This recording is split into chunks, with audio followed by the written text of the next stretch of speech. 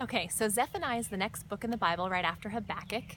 And so he's a part of the later minor prophets. Later meaning, again, just the time after Israel's been exiled to Assyria. And minor just means that it's short, not any less important. So it's another 3-chapter book, and it should be easy to get through. Zephaniah's name means Jehovah hides, and that's going to be important a little bit later. But what Zephaniah is doing is he's warning Judah, and he's warning them about the day of the Lord. And that's what prophets did. They came to warn. And they can be hard to read and hard to get through because it's a lot of warning. But I think in that time you see God's unfailing love for his people, because time and time again he sends prophets over many years to warn their people if they don't turn back from him. The day of the Lord, a day of calamity and darkness, is coming. So these prophets gave their whole hearts to trying to tell the people to turn back from their ways and repent and seek the Lord. So it starts off with a huge genealogy. Actually, it's the longest genealogy of any of the prophets, and it's because he's related to King Hezekiah. So he's of royal blood, which is important, I think, because that gives him a little more authority, maybe a little influence over the people. See, prophets were not well liked. They were despised, actually. Just think about it.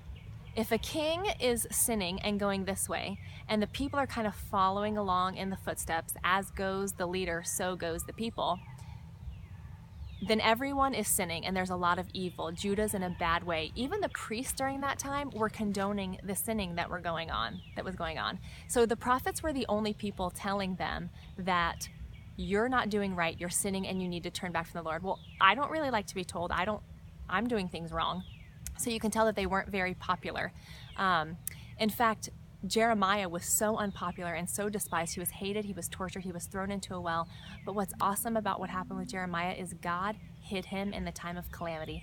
When they got exiled, he got sent a soldier basically to live with him throughout his end days. And he never promised that the calamity wouldn't come because they did get exiled, but he got hidden during that time. It's like he got saved from the terrible trouble because he followed God. During Zephaniah, he talks about total destruction, basically, and he hasn't used words like this since the time of Noah, and that's a pretty big deal. Zephaniah goes on to list some of the sins that were prevalent during that time, being double-minded, worshiping God over here, and then worshiping other gods or idols over here, being stagnant in their faith, violence, all sorts of things Zephaniah makes a list about. But among all the warning and all the destruction and the darkness, there is hope in the end. And you see that theme throughout all the prophets. There's warning, but then they end with hope. And at the end of Zephaniah, he talks about a time where God's going to come for both the Jews and the Gentiles. And he's going to sing with shouts of joy over his people. And he will be your victorious warrior. You know, when's the last time you thought of God as your victorious warrior? We think of him all the time with love and grace and mercy, and he is that. But he's also a God who is your victorious warrior. See, God made everything, right? But he made us. We're the only things he made with choice.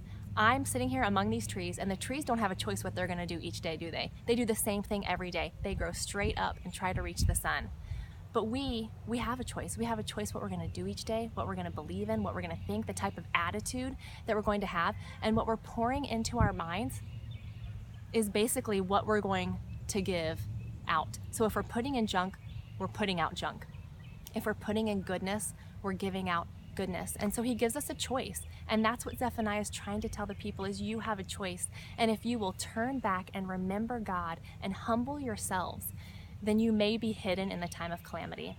So, like I said, he's not saying that the calamity won't come, because indeed the day of the Lord will come. But if you humble yourself and seek the Lord, you may be hidden during that time.